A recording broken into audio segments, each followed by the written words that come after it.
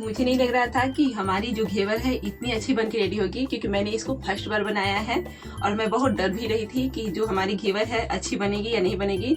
लेकिन सच बता रही हूँ, ये इतनी यमी और खास्ता बनी थी कि मैं क्या बताऊँ, बहुत ही टेस्टी बनी थी और पहली बार में ही ये अच्छी तरीके से बनी थी। मेरा सारा डर खत्म हो गया।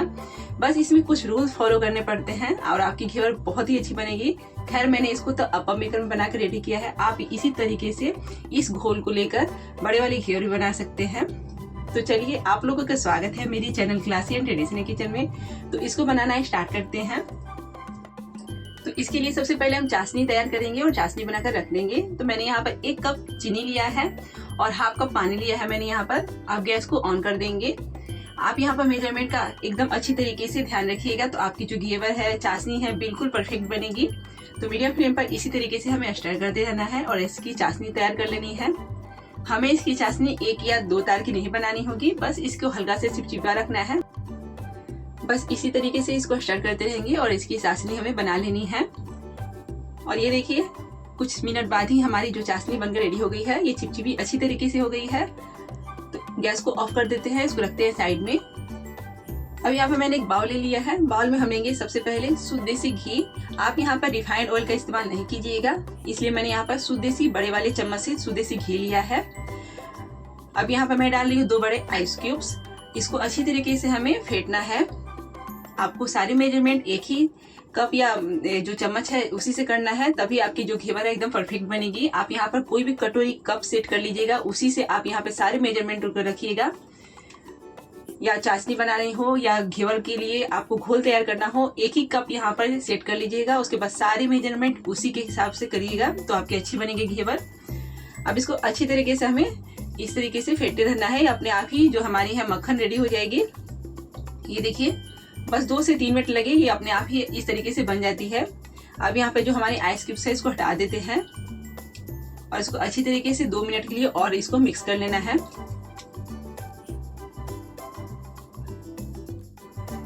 2 से 3 मिनट बाद इसको अच्छी तरीके से मिक्स करने के बाद कुछ इस तरीके से फ्लफी सी हो जाती है। आप देख सकते हैं कितनी अच्छी बनी है। बिल्कुल ऐसा ही चाहिए। जितना अच्छा तरीके से इसको फेंटेंगे उतनी अच्छी हमारी घेवर बनेगी। अब यहाँ पर मैंने ले लिया हाफ कप मैदा और मैदा में मैंने यहाँ पर 1 चम्मच बेसन ऐड किया है। इसको अच्छी तरीके से मैंने पहले ही मिक्स कर लिया था। आप यहाँ पर ध्यान दीजिएगा, हाफ कप मैदा में मैंने 1 चम्मच बेसन को मिक्स किया है, तब जाके ये हाफ कप हुई है। और इसको अच्छी तरीके से हमें वापस से मिक्स कर लेना है।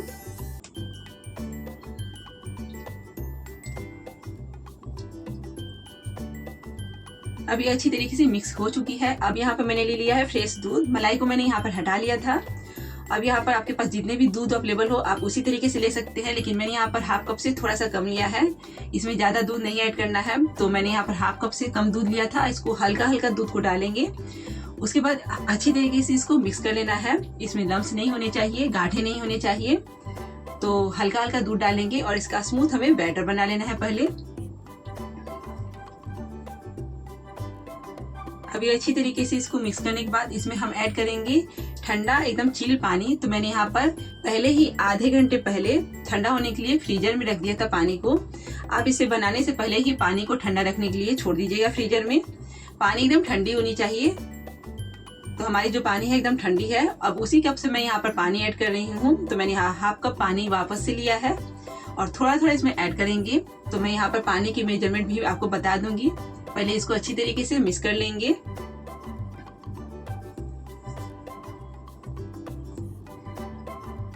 ये घोल हमारी अभी गाढ़ी है, तो सारे हम यहाँ पर पानी को फिर से वापस डाल रहे हैं। वापस इसको अच्छी तरीके से हम मिक्स करेंगे। यहाँ पे पानी की मेजरमेंट को आपको रखना, ध्यान रखना बहुत जरूरी है। तो हमारी जो घोल है बनकर रेडी हो गई है। तो मैंने यहाँ पर 1/4 कप के अनुसार पानी को ऐड किया था और हाफ कप के अनुसार मैंने यहाँ पर दूध को ऐड किया था। तो टोटल हमने यहाँ पर आपको सारी मेजरमेंट मैंने यहाँ पर बता दी है, आपको कोई दिक्कत नहीं होगी। अब इसको हम छान लेते हैं ताकि जो भी यहाँ पर गुठली वगैरह हो निकल जाए। तो मैंने यहाँ पर छन्नी से छान लिया है इसको।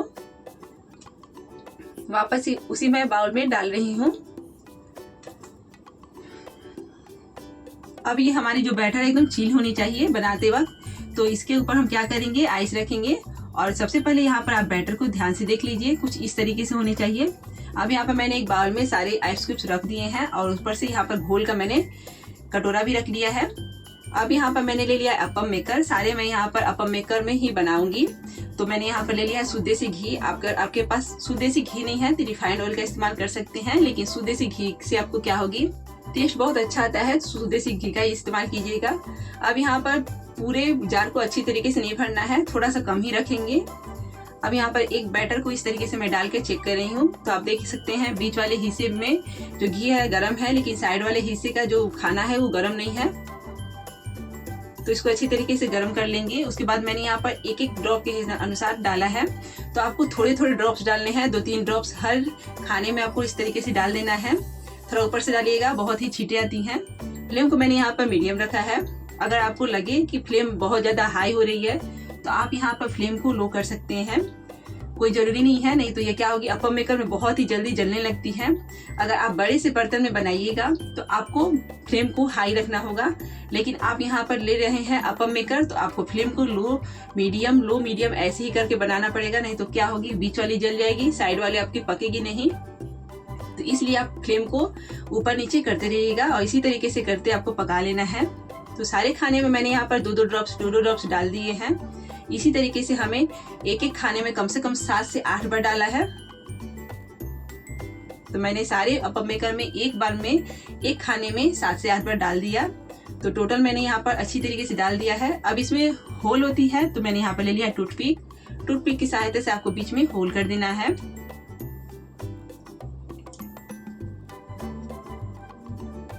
इसी प्रोसेस को आपको 7 से 8 बार दोहरा लेना है ताकि आपकी जो घेवर है बहुत ही अच्छी तरीके से जालीदार बने।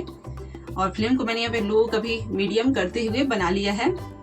अब ये देखिए अपने आप निकल रही है। तो बीच वाली साइड जो कच्ची लग रही थी तो इसको पलट लेंगे ताकि अच्छी तरीके से ये बन जाए। अगर बड़े वाले बर्तन में अगर आप बनाइएगा तो ये अपने आप ही, इसको पलटने की जरूरत नहीं होती है, अच्छी तरीके से इसमें कलर अच्छा आ जाता है। लेकिन ये अपम मेकर मैंने इसको बनाया है तो इसलिए ऐसा होता है। तो अब यहाँ पर जो हो गई है इसको मैंने निकाल लिया है। इस तरीके से आपको जाली वाली ले लेना है और इसमें डाल देना है ताकि जो एक्स्ट्रा घी है वो निकल जाए। अब इसी तरीके से मैंने जो साइड वाले में थे इसको मैंने बीच में कर दिया है निकाल कर। तो जो नहीं पकी है आपको बीच में कर लेना है, जो पक गई है आपको निकाल लेना है। सच बता रही हूँ फ्रेंड्स, जब मैंने इसको पहली बार ट्राई किया टेस्टी तो लग रही थी खाने में, मैं क्या बताऊँ, इतनी क्रिस्पी बनी थी, एकदम खास्ता बनती है। बहुत से लोगों की क्या होती है जो घेवर है बहुत ही जल्दी सॉफ्ट पड़ जाते हैं। मैंने इसको पूरे 1 से 1.5 दिन रखा है। मेरी जैसी बनी थी वैसे ही है। बस इस तरीके से आप इसको बनाइएगा, जैसे मैंने किया है उस तरीके से अगर आप बनाइएगा तो एकदम अच्छी तरीके से आपकी घेवर बनेगी। तो यहाँ पर टिप्स और ट्रिक के साथ ही बनाना पड़ता है, ना तो आपकी घेवर जो है अच्छी तरीके से नहीं बनती है। इसमें बेसन से जरूर से ऐड कीजिएगा, उसी चम्मच से जिस चम्मच से आपने यहाँ पर घी को ऐड किया है। अब यहाँ पर हमारी जो घेवर है इसको मैंने निकाल लिया है, आप देख सकते हैं। घेवर बनाना जितना कठिन काम लग रहा था उतना है नहीं। मैंने इसको बनाया, मुझे बहुत ही मजा आ रहा था, इसी तरीके से मैंने इसको बनाकर रेडी किया है। अगर आपको बड़े वाले तरीके से घेवर पसंद है तो आप इसी घोल से बड़े वाले घेवर बनाकर रेडी कर सकते हैं। बस उसमें सॉस पैन रहना चाहिए। मोटे वाले जो बर्तन होते हैं उस तरीके से आपको बर्तन रखना पड़ेगा। और अगर आप मिनी घेवर बनाना चाहते हैं अपम मेकर में तो आप इस तरीके से बनाइएगा। बस यहाँ पर मेजरमेंट वही रहना चाहिए। तो ये देखिए एकदम अच्छी तरीके से बन गई है। सारे घी को निकाल लेंगे इस तरीके से करके, और दूसरा बैच जो है बचा उसको भी हमें इसी तरीके से डालकर बना लेना है। तो बहुत वीडियो लंबी हो जाती है इसलिए मैंने यहाँ पर फास्ट तरीके से दिखा दिया है। तो मैंने यहाँ पर वीडियो की जो स्पीड है यहाँ पर थोड़ा सा फास्ट कर दिया है, लेकिन आप उसी तरीके से बनाइएगा जिस तरीके से मैंने आपको पहले समझाया है। फ्लेम को आपको लो टू मीडियम इसी तरीके से रखनी है, हाई नहीं करना है, नहीं तो ये जल जाएगी और आपकी जो ऊपर से है जो घेवर अच्छी तरीके से नहीं बनेगी। तो इसी तरीके से एक एक खाने में मैंने 7 से 8 बार इसको दोहरा दिया है। इसमें कम से कम 7 से 8 बार डालने हैं एक एक खाने में, तभी आपकी घेवर अच्छी बनेगी। और इसी तरीके से होल कर लेना है। और इसको होल करने के बाद अगर आपकी जो घेवर बन गई है इसको निकाल लेना है और जो नहीं बनी है इसको छोड़ देना है। तो मैंने भी यहाँ पर आप देख सकते हैं वीडियो में ऐसा ही किया है।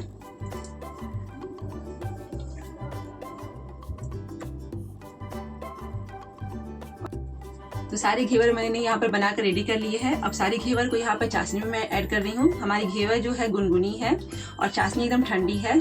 इसमें आपको चाशनी को गर्म नहीं करना है, ना ही गुनगुनी रखनी है, रूम टेम्परेचर पर होना चाहिए। इसको डालने के बाद हमें इस तरीके से स्टर कर लेना है और तुरंत ही इसको हम निकाल लेंगे। ज़्यादा देर इसको नहीं रखना है। अगर आपको ज़्यादा मीठा पसंद हो तो आप इसको 1 मिनट के लिए रख सकते हैं, लेकिन मैंने इसको मिलाया अच्छी तरीके से और इसको निकालने के बाद मैंने यहाँ पर निकाल लिया है। तो प्लेट में मैंने तुरंत ही इसको निकाल लिया था, क्योंकि बहुत ही छोटी होती है तो तुरंत ही इसमें चाशनी भर जाती है। तो सारे घेवर को इसको निकाल लेना है।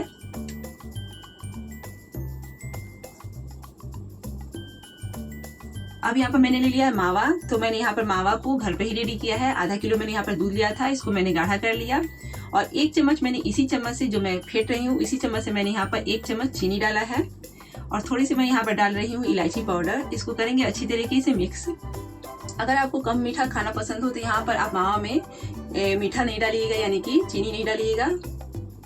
आप इस तरीके से सिंपल तरीके से बनाकर रेडी कर सकते हैं, लेकिन मैंने यहाँ पर मिठास को बढ़ाने के लिए थोड़ी सी चीनी को ऐड किया था। अब यहाँ पर एक एक घेवर को उठाएंगे और इस मावा को उठाएंगे और इस तरीके से हमें फैला देना है, बस थोड़ा थोड़ा सा, क्योंकि ये बहुत ही छोटी है। तो उसी तरीके से हमने यहाँ पर मावा को डाला है। ज़्यादा मावा भर देंगे तो अच्छी नहीं लगेगी। और थोड़ी सी यहाँ पर ड्राई फ्रूट्स को मैंने यहाँ पर पहले ही कट करके रख लिए थे, इसको डाल दिया है। अगर आपके पास पिस्ता हो, काजू, जो भी हो, आप यहाँ पर थोड़ी सी इसको क्रश कर लीजिएगा, इसके ऊपर डाल देना है।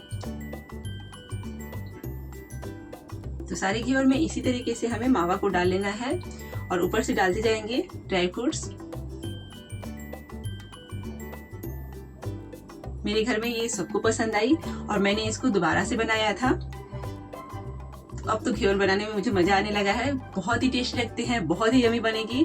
आप मेरे से तरीके से इस बार जरूर बनाकर देखिएगा इस रक्षाबंधन में और कमेंट कीजिएगा कैसे बनी आप लोग के घेवर। फीडबैक जरूर दिया कीजिए, मुझे अच्छा लगेगा।